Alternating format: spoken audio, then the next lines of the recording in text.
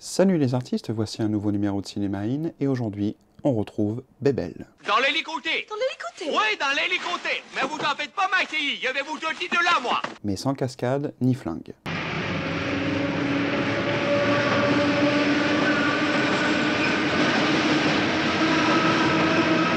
Mais surtout il n'est pas le héros au sens noble du terme. Non, avec moi. Je dirais même qu'il est méprisant. Non. Je vais te faire l'amour, petite fille. Dr Popol.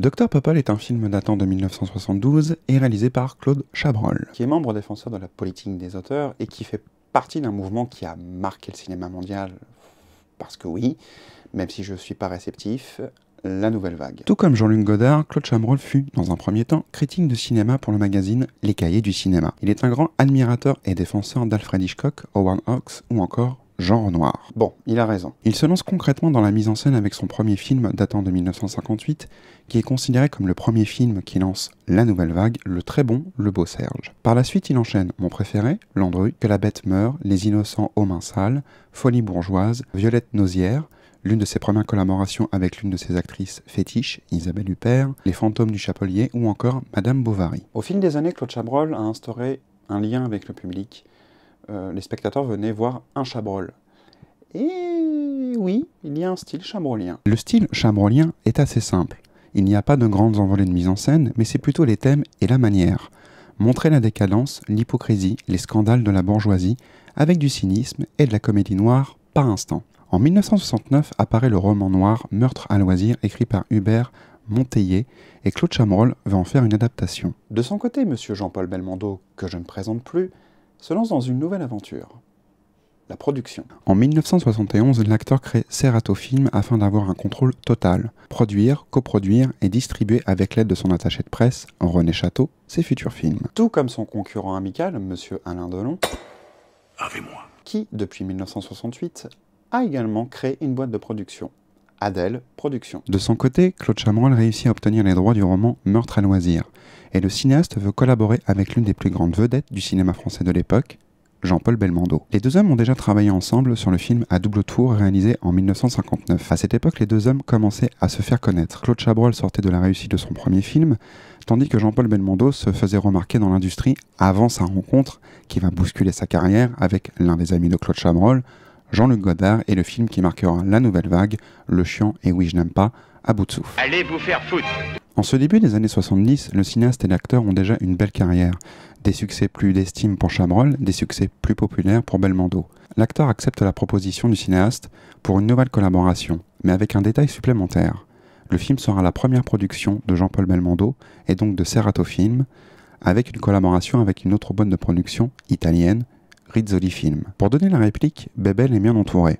La légendaire Mia Farrow, que l'on retrouve dans, excusez du peu, Cérémonie secrète, Rosemary's Baby, Terreur aveugle, Gatsby le Magnifique ou encore Meurtre sur le Nil. Laura Antonelli, très connue dans le cinéma italien, a marqué le public plus particulièrement dans les comédies voire drames érotiques. Vénus en fourrure, Ma femme est un violon, le culte et la quintessence de la comédie érotique italienne, Malicia, ou encore Le sexe fou. Elle a également tourné dans quelques productions françaises, comme par exemple dans Le très bon Sans mobile apparent ou dans l'excellent Les mariés de l'an 2, dans lequel elle donne la réplique pour la première fois à Jean-Paul Belmondo. Elle fut d'ailleurs la compagne de l'acteur pendant 8 ans. Dominique Zardy, visage plus que marquant dans le cinéma français.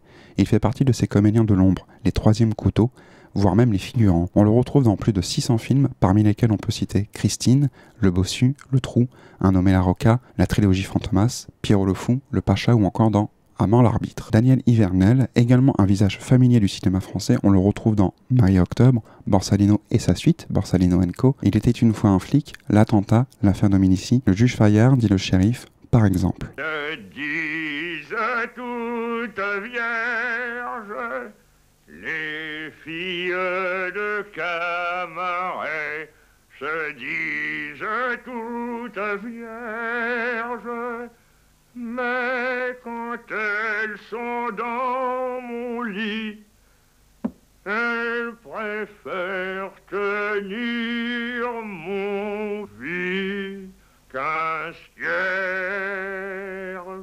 Paul Simet, étudiant en médecine, épouse Christine, une jeune femme pas très belle et maladroite. Son père est directeur de clinique, mais un accident de voiture rend Paul paraplégique. Il se remémore son passé de coureur de jupons, de sa prédilection pour les femmes laides, qui lui fit longtemps préférer Christine à sa jolie sœur, Martine. J'aime beaucoup Christine. Moi aussi. Je la respecte énormément. Elle le mérite. C'est une fille formidable. Formidable. C'est fou ce qu'elle a pu faire pour moi dans la vie. Dans les moments difficiles, où on se sent seul, on a besoin de lutter. Vous ne pouviez pas mieux tomber. Un film grossier arrivant à la limite d'être une comédie bien grivoise. Un film affreux, à l'image de son personnage principal, voire même de l'environnement qu'il côtoie, la bourgeoisie. Paul Simet est un être détestable, menteur, charmeur, hypocrite, jouant avec les femmes, plus particulièrement ceux qu'il juge moches, lançant un concours répugnant par amusement. Mais lui, il ira plus loin, en se mariant avec l'une de ses femmes par défi, mais surtout par ambition professionnelle, car le père de Christine est directeur d'une clinique. Quand je pense qu'entre tous les Dupont, j'avais réussi à dépuceler la fille de ce Je viens Dupont-là. de retrouver mon mystérieux playboy de monastir. Celui qui distribue des bijoux en échange. Oh, mais c'est ce brave Simet.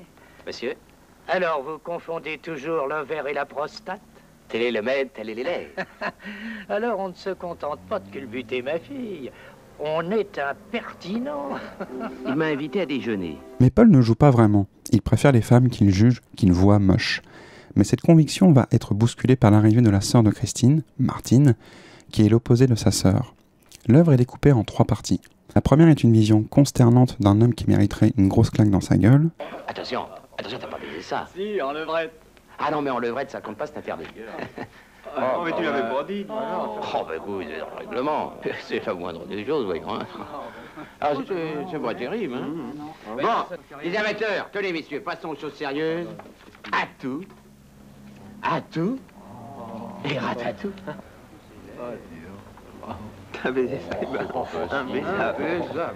C'est un moule à mongolien.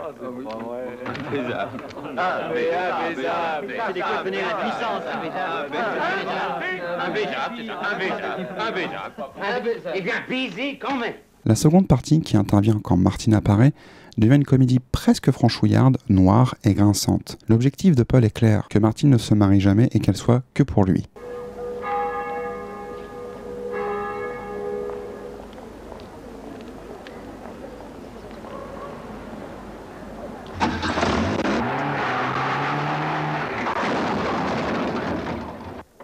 Mouvement de saligo. Ça ne suffit pas d'emboutir ma belle-sœur pour ma bagnole. Non, ta gueule. Ta gueule. Ta gueule. Ta gueule. D'ailleurs, j'ai reçu tes analyses ce matin. Et t'es vérolé, mon pote. T'es vérolé. T'es vérolé jusqu'au trognon. Dis donc, rends-moi mes 5 sacs. Je n'ai aucune raison de te faire de cadeau. Merci. Alors, on baise les vieilles maintenant? Monsieur. Mais c'est ma maman. Oh, bravo. Tu baisses ta mère. Moi, disparais. Allez, hop, hop. Et arrive enfin la troisième partie, qui devient beaucoup plus sombre, beaucoup plus tendue, car Paul va perdre le contrôle total de la situation. Sans en dire trop, cette troisième partie est le retour de bâton pour Paul. Elle fait écho à la première partie. Cette fois-ci, c'est Paul qui va se faire manipuler, qui va vivre l'hypocrisie de son environnement, qui va être réduit à un être totalement impuissant. Où allez-vous, docteur? À Bordeaux, faire la foire. Nom de Dieu. Mais tirez-vous. Tirez-vous. Tirez-vous. Sourde!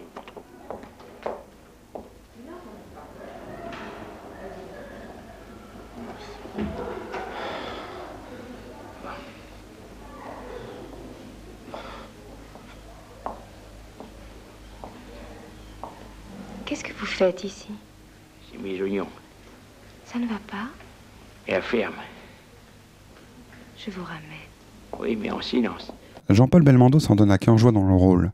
Par moments, il en fait trop, mais il s'amuse car il sait que tout le film est une farce. De cabaret se disent toutes vierges. Paul Simet, ce n'est pas le moment de chanter.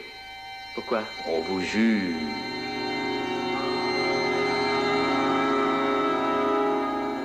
C'est votre tribunal de conscience. Ça vous embouche un coin. Et comment? On lui enlève son anneau. Rond comme anneau. On vous accuse de fornication intempestive, d'impulsion irrésistible, de troubles esthétiques et d'artifice nataliste. Faites un con, Monsieur le Président. Je m'échais et de petits points, Monsieur le Président. Il baisse sa mère. Quoi? Coupable ou non coupable? Je me flatte d'avoir sauvegardé toutes les apparences de la vie familiale. Tout le monde est heureux autour de moi. Je n'ai œuvré que pour le bien de tous. J'ai toujours eu un faible pour la betterave. Bien. C'est quand justement son personnage perd le contrôle que son jeu devient beaucoup plus calme, beaucoup plus sobre et surtout beaucoup plus triste. Maya Farrow est tout simplement impressionnante dans le rôle de Christine. Elle est à la fois timide, fragile, distante, calme, mais qui n'est certainement pas naïve. Quant à Laura Antonelli, elle ne se contente pas d'être la jolie sœur qui se dénude à tout bout de champ. Elle retranscrit parfaitement les problématiques de son personnage. Elle cherche l'amour, ou du moins elle cherche à se marier, à la limite de l'obsession. Elle a envie même, sa sœur, d'être mariée, d'être heureuse. Elle ne se considère pas supérieure. La mise en scène de Chabrol prend son temps, avec pas mal de plans séquences et donc capter l'instant présent. L'imagerie globale du film est crasseuse, étouffante même, par moments très sombre. Il suffit de voir la séquence en Tunisie. On ressent la chaleur, ce côté moite, et en aucun cas ce côté carte postale romantique, et pourtant, ce qu'il s'y passe se doit d'être romantique. Mais c'est Paul qui séduit Christine, et donc c'est inconfortable. Christine!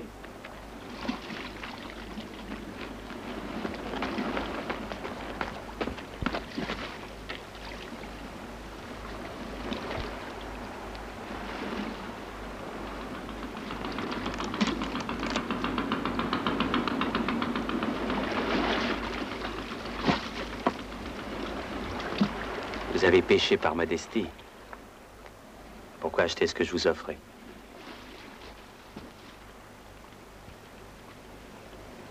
C'est vrai que vous n'êtes pas tellement attirante. Et toutes les femmes sont laides dès qu'on en a plus envie. Et le monde est rempli de jolies filles devenues laides pour un homme qui a cessé de les aimer. Vous êtes laide pour la première fois. Parce que vous m'avez blessé. Et que je ne vous désire plus. Mais je penserai souvent à cette nuit où vous étiez si jolie. Malgré votre pognon.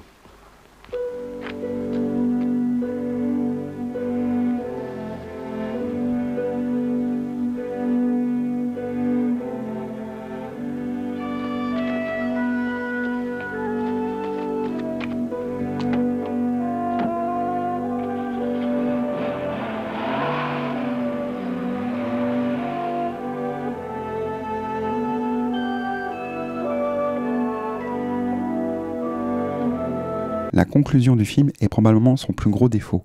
Claude Chabrol tente d'accentuer encore plus l'hypocrisie de ce monde qui entoure Paul, qui je le rappelle n'est pas mieux, et le cinéaste détruit ce que va subir le personnage principal, et qui aurait renforcé cette comédie noire. Une conclusion de trop. Par un tel sujet, par un tel mélange de styles, donc comédie grivoise, comédie franchouillère même, comédie noire, grinçante, une farce, et on bascule sur du thriller, le film met en avant quand même Jean-Paul Belmondo, qui n'a pas le bon rôle. Le film aurait très bien pu bider. Et le film a fait plus de 2 62 335 entrées et devient le plus gros succès de Claude Chabrol en salle, l'effet Belmondo. L'œuvre est bien entendu à l'image de son époque.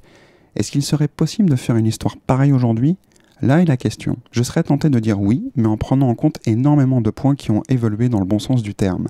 Mais le film doit être redécouvert pour son audace, pour la proposition de Claude Chabrol, de passer d'un style à un autre, pour la performance de Mia Farrow, pour la performance de Jean-Paul Belmondo qui pour la seule et unique fois incarne un personnage totalement méprisant pour l'ensemble de la proposition en fin de compte. Mais vous êtes prévenus, ce n'est pas un film qui va vous prendre par la main et qui va vous faire plaisir. Bien entendu, certains dialogues, certaines situations font rire ou du moins sourire, mais ce n'est pas un bébel comme le Guignolo par exemple, mais une comédie noire grinçante, une farce sur d'une certaine manière la connerie de l'homme.